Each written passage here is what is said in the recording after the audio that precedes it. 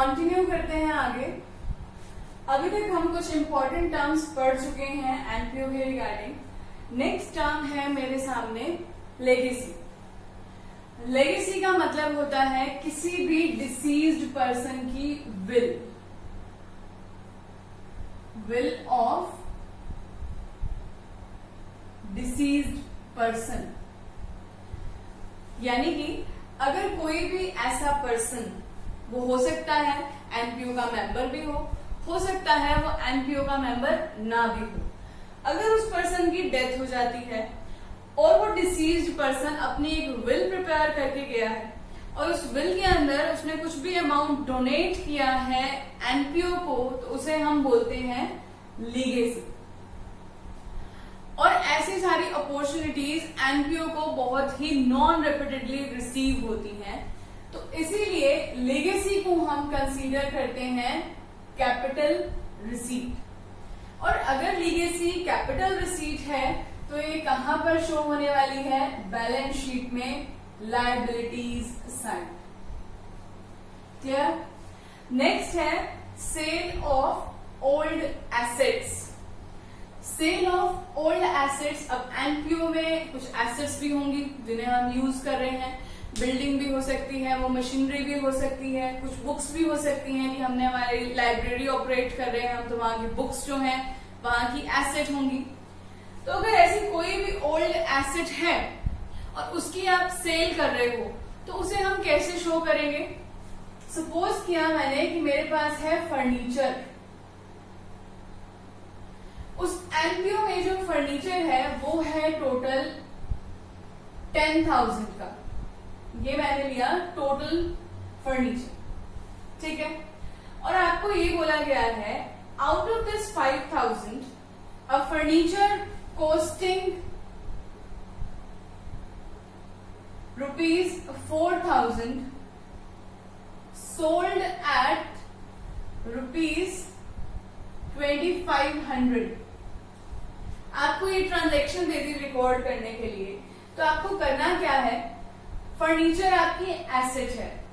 Asset जब भी reduce होती है तो ऑब्वियसली वो कैपिटल लॉस होता है हमारा, और वो कैपिटल लॉस कहां पर शो होगा?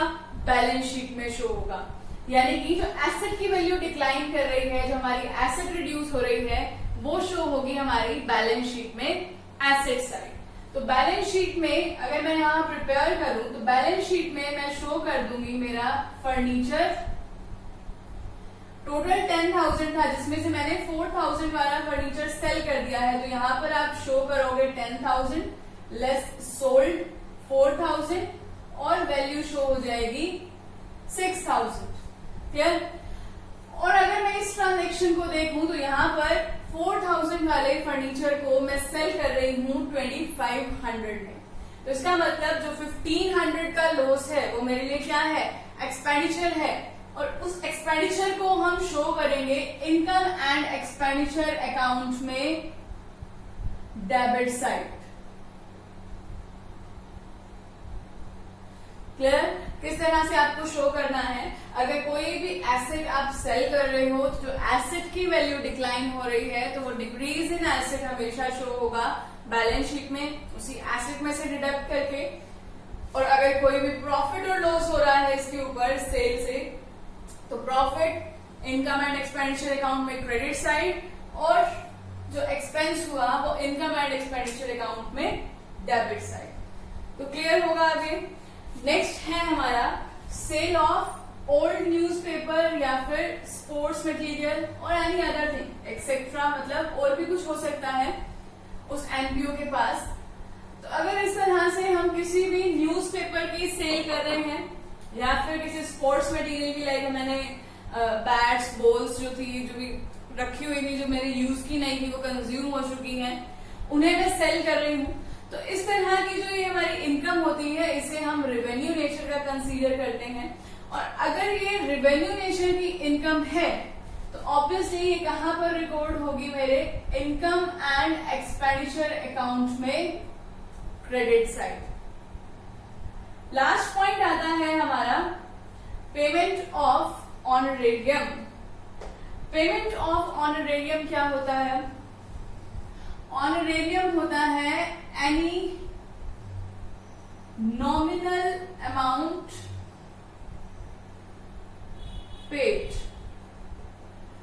अब एनी नॉमिनल अमाउंट पेड, लेकिन किसको?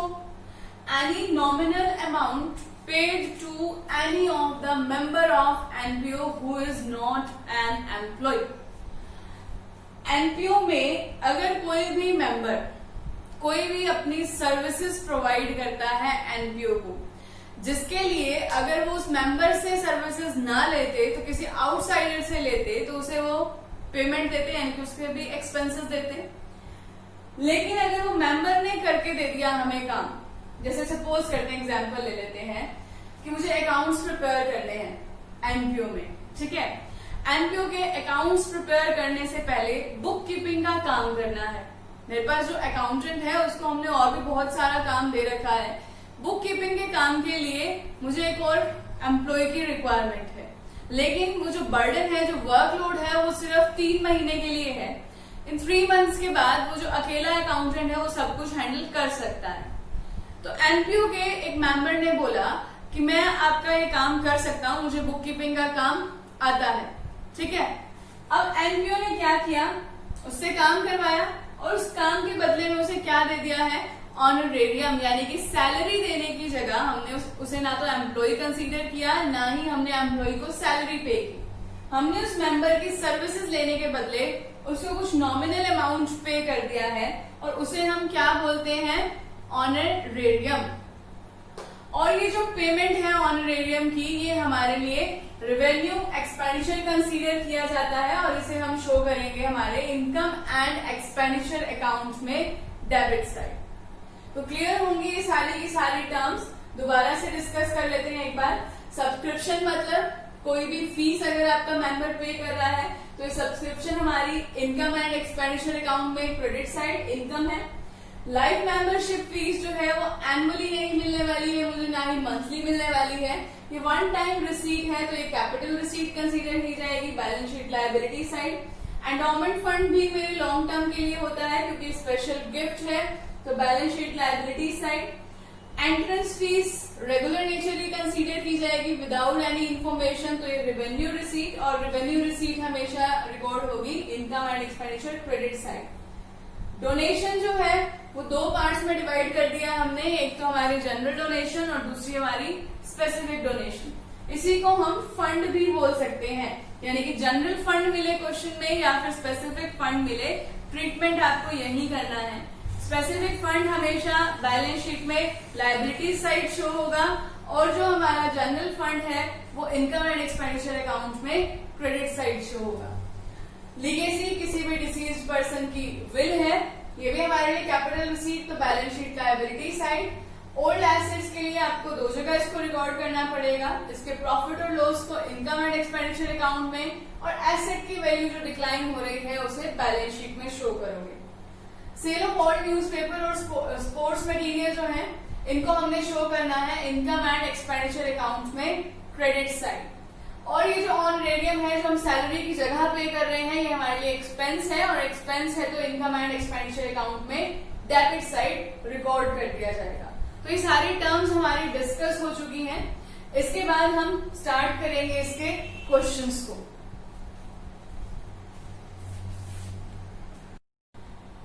Now start illustrations. I am starting here illustration number 3। तो आप अपनी बुक्स निकाल लोगे, बुक्स में बुक को ओपन करोगे तो इलस्ट्रेशन नंबर 3 है, show how will you deal with the following items while preparing the balance sheet of a club as at 31 March 2019। ये जो इलस्ट्रेशन है इसके अंदर हमें बैलेंस शीट प्रिपेयर करके बतानी है और ये स्पेसिफिक फंड को किस तरह से आपने रिकॉर्ड करना है उसके रिगार्डिंग है। बैलेंस शीट प्रिपेयर करनी है तो वही हमने सेम काम करना है, फॉर्मेट प्रिपेयर करेंगे, balance sheet as at, date हमें गिवन है यहाँ पर 31 मार्च 2019।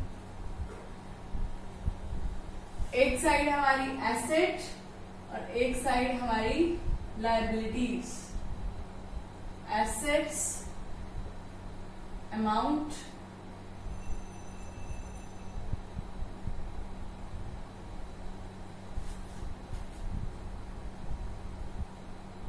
liabilities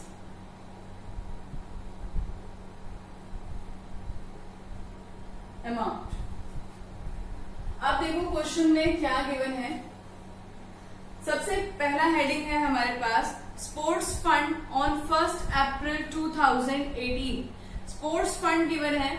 आपको जैसे ही पता चला कि फंड स्पोर्ट्स से रिलेटेड है यानी कि स्पेसिफिक फंड है, तो स्पेसिफिक फंड यानी कि स्पेसिफिक डोनेशन की तरह हमें उसे ट्रीट करना है। तो वो कहां पर रिकॉर्ड होता है? बैलेंस शीट में लायबिलिटीज साइड। तो मैंने यहां पर मेंशन कर दिया इसको स्पोर्ट्स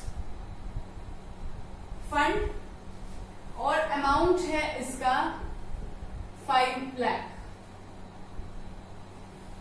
फिर है 10% sports fund investments on 1 April 2018।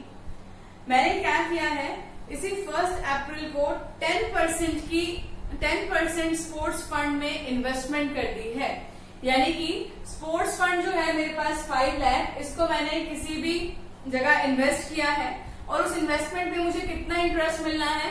10%। ये जो रेट गिवन है ये आपको ये बता रहा है कि उस इन्वेस्टमेंट से मिलने वाला रिटर्न कितना परसेंट है। तो 10% की मैंने इन्वेस्टमेंट कर दी है, 10% इनकम वाली इन्वेस्टमेंट कर दी है। और इन्वेस्टमेंट मेरी क्या है? एसेट है। तो आप यहां पर शो कर दोगे sports fund investments. Total fund मैंने इन्वेस्ट कर दिया है, टोटल फंड मेरा है 5 लाख, इसकी हो गई इन्वेस्टमेंट। नेक्स्ट है interest received on sports fund investments 37,500। अब आपको ध्यान रखना है जब भी आपके पास स्पेसिफिक फंड है तो उसके अंदर कोई भी इनकम हो रही है तो ऐड हो जाएगी और अगर एक्सपेंसेस कर रहे हो उस फंड से रिलेटेड तो लेस हो जाएंगे। अब जो इंटरेस्ट रिसीव हुआ इस इन्वेस्टमेंट में वो मेरी इनकम है। कहां से जनरेट हुई? इसी फंड से जनरेट हुई, तो ऐड हो जाएगा यहीं पर। ऐड कर दोगे इंटरेस्ट रिसीव्ड। कितना रिसीव हुआ? 37,500। अब फिर से आपको ध्यान देना है जैसा हम लास्ट ईयर भी करते थे, ये इन्वेस्टमेंट्स मैंने कैसे की हैं? 10%। तो 5 लाख का 10% मुझे इंटरेस्ट मिलना कितना चाहिए पूरे एक साल का? 50,000, क्योंकि इन्वेस्टमेंट्स 1 अप्रैल को की गई हैं। मिला कितना है मुझे? 37,500। तो जो डिफरेंस है वो क्या है मेरा? एक्रूड इंटरेस्ट, यानी कि वो भी मेरे लिए इनकम तो थी जिससे स्पोर्ट्स फंड इंक्रीज होना था और हमें करंट ईयर के सारे इनकम्स और एक्सपेंसेस को शो करना है। तो ये जो डिफरेंस आएगा आपका 12,500 का, इसको हम रिकॉर्ड कर देंगे यहां पर ऐड करके इंटरेस्ट एक्रूड 12,500। नेक्स्ट है, और दूसरी बात इंटरेस्ट एक्रूड हमारी एसेट होती है। एसेट है तो यहां पर भी इसको शो कर देंगे इंटरेस्ट एक्रूड 12,500। नेक्स्ट है डोनेशन फॉर स्पोर्ट्स फंड। कोई भी डोनेशन मिल रही है तो फंड इंक्रीज हो जाएगा, तो यहां पर लिख दोगे डोनेशन। अमाउंट है इसका 1,20,000। फिर है स्पोर्ट्स प्राइजेस अवॉर्डेड। स्पोर्ट्स से रिलेटेड मैंने प्राइज अवार्ड दिए, तो इसका मतलब फंड क्या हो गया होगा? रिड्यूस। रिड्यूस होते ही क्या कर दो इसको? लेस। मेंशन कर दोगे स्पोर्ट्स प्राइजेस अवॉर्डेड। अमाउंट है 1 लाख। फिर है एक्सपेंसेस ऑन स्पोर्ट्स इवेंट, वो भी लेस हो जाएगा क्योंकि हम एक्सपेंसेस कर रहे हैं। कंप्लीट डिटेल मेंशन कर देना है। Expenses on sports event 15,000।